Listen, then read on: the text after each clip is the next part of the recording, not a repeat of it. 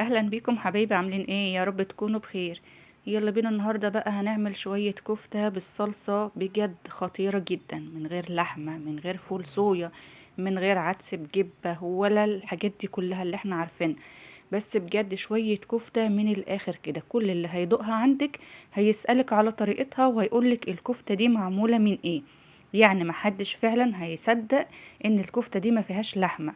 ولما تعرفي كمان المكون اللي هي معمولة منه وتقولي كده، لحد مش هيصدق ان هي معمولة من المكون ده، لان بجد طعمها مختلف تماما وحلوة جدا ومتماسكة، ومستحيل تفك منك لو قعدت عندك في الصلصة يومين تلاتة، مش هيجرى لها اي حاجة.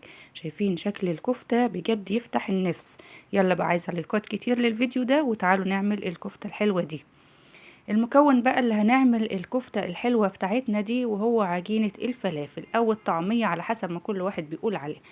بس بجد يعني مش هتتخيلوا أبدا، طعمها مش هيكون مدي على فلافل خالص، طعمها هيبقى في حتة تانية نهائي. بحط بقى التوابل اللي هي بنحطها على الفلافل، اللي هو الملح والكمون والكزبرة والشطة الحمراء.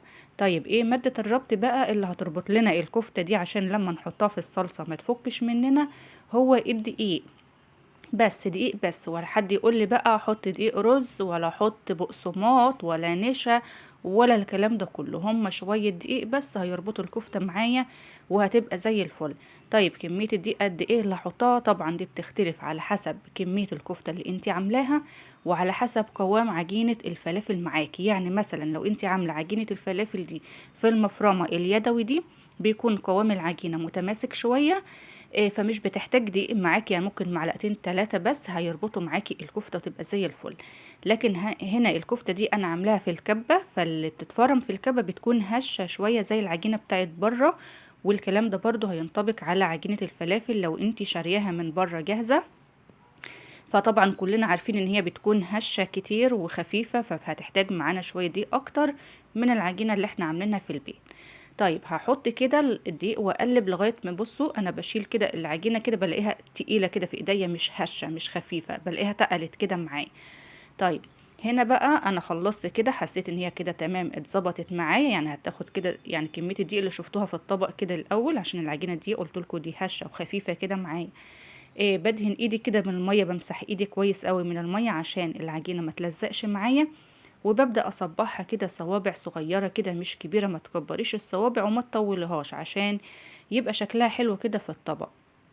وهنشكلها زي ما بنشكل كفتة الرز اللي احنا بنعملها في الصلصة كده. تمام.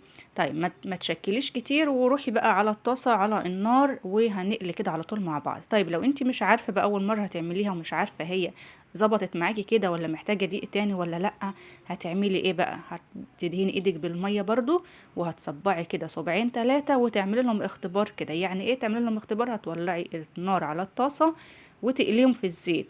لقيت الصوابع متماسكة معاكي وتمام وزي الفل، مش مشققة مش مفتحة، انت كده تمام. لقيتيها شققت كده معاكي من الجنب، شققت كتير يعني او فتحت، يبقى هي لسه محتاجة معلقتين دقيق تاني ولا حاجة.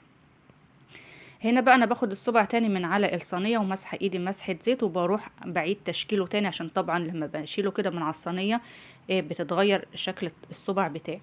فهو الافضل ان انا بقف كده عند الطاسه، والصبع اللي بشكله بحطه في الطاسه على طول، الصبع اللي شكله عشان يكون لسه بالشكل الحلو ما يتبهدلش بقى كده ايه مني. ولما ياخد لون ذهبي بحرك كده وانقل على جنب واكمل وانا واقفه زي ما انتوا شايفين كده. حاطه طبق الميه جنبي والعجينه بتاعه الفلافل، وبصبع واحط في الطاسه كده على طول. لما تاخد معايا اللون الحلو وتتحمر كده بطلعها واكمل تاني. سهلة جدا، ما فيهاش اي تعقيد، ما فيهاش حاجة صعبة، ما فيهاش مكونات كتير، ولا هنقول بقى نحط رز مطحون ولا نحط بقسماط ولا نحط نشا ولا الكلام ده كله خالص. والعجينة الفلافل بتكون جاهزة وموجودة عندنا، يعني ما فيش اسهل من كده. وفي التحمير برضو اديها اللون الاحمر الحلو اللي انتوا شايفينه ده، يعني ما تطلعهاش فاتحة عشان لما نحطها في الصلصة يكون لونها حلو معانا، ما تبقاش فاتحة. انتوا واخدين بقى، خدوا بالكم من شكل صوابع الكفتة هنا، باين عليها كده ان هي متماسكة وهي لسه في الطاسة، ولا فتحت ولا شققت ولا جرالها اي حاجة. الصبع الكفتة كده مقرمش كده من بره، لما بضغط عليه مقرمش، وبقطعه كده بيقطم كده معايا، ومستوية طرية من جوه، ومقرمش كده الصبع من بره، ولا فتح ولا شقق ولا حاجة كده. تمام، الكفتة معايا زي الفل. هكمل باقي الكمية نفس النظام. الصبع كده هوت لامع كده هوت وناعم، ومفهوش تشققات ولا اي حاجة زي ما انتوا شايفين كده. حمرنا الكفتة بتاعتنا وخلاص. يلا بينا نعمل بقى الصلصة بتاعتها. الكمونية الصلصة بتاعتها بتتعمل كمونية. معايا هنا حلة كده فيها معلقتين زيت، وده بوريكم يعني الثوم المفروم الجديد اللي انا كنت فرماه معاكم قبل كده. وباخد كده معلقة كده مليانة من الثوم المفروم، معلقة كده مليانة، عشان مش بنحط بصل ولا حاجة، هو بكمونية بالثوم بس. وبحط كده مع الثوم اول ما ياخد تشويحتين قرنين كده من الفلفل الحامي، بحطهم كده معاه، عشان دول بقى هيظبطوا الكمونية بتاعتي وهيدوها طعم وريحة بقى، وتبقى مشطشطة وتفتح النفس كده. بعد ما التوم ياخد معايا اللون الذهبي، بنزل بعصير الطماطم، يعني كمية كده حوالي كيلو كده من عصير الطماطم. وبحط رشة ملح، رشة فلفل، رشة كمون، بس مش بنضيف اي توابل تانية خالص. بغطي عليها بقى وبوطي النار تتسبك. اثناء كده ما توصل لنص التسبيكة، بروح مزوداها معلقتين من الصلصة او معجون الطماطم، بفكهم كده بشوية مية ورشة سكر، وبزودهم عليها وبوطي عليها النار واغطيها واسيبها تكمل تسبيكة زي تسبيكة اي طبيخ عادي. بس يفضل ان انت تزودي كمية الصلصة شوية، طماطم يعني والصلصة في الكفتة دي، عشان ما تبقاش ناشفة معاكي، عشان يكون الطبيخ كده يعني فيه صلصة كده كتير، مش تقيل، ما يبقاش ناشف، عشان الكفتة دي كمان بتشرب شوية من الصلصة. بعد ما تسبكت معانا زودتها كده سلطانيتين كده من المية، خدت غلوة فيهم. هنا بوريكم بصوا الكفتة كمان لما بتبرد بتتماسك كمان شوية. وبسقط بقى الكفتة بتاعتي في الطبيخ بتاعنا او الكمونية الحلوة دي بتاعتنا، وهوطي كده عليها النار برضو واغطيها لغاية ما تستوي. طيب وقت التسوية بقى قد ايه؟ لا ملهاش بقى وقت، لما تاخد معاكي غلوتين كده 3 انتي بتتابعيها. لما تاخدي صبع الكفتة كده في طبق وتقطميه كده بالمعلقة، تلاقيه ان هو قطم معاكي كده واستوى. الوقت ده بقى على حسب تماسك الكفتة بتاعتك، يعني لو انتي الكفتة بتاعتك متماسكة جامد ومظبطاها كده بالدقيق، هتاخد معاكي 3 4 غلوات كده 5 لغايه ما تستوي. لو الكفته بتاعتك بقى فكه منك او مش مربوطه كويس يعني بالدقيق، هتلاقيها غيضوب غلوتين وتلاقيها استوت معاكي، وممكن بعد كده تلاقيها تسيح او تبوش كده منك في الصلصه.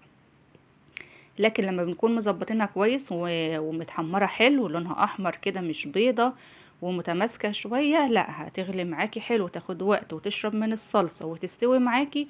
ولو قعدت كمان معاكي يومين 3 مش هتضرك في حاجة، ولا هتفك ولا هتسيح ولا هتبوش ولا هيجرالها اي حاجة خالص.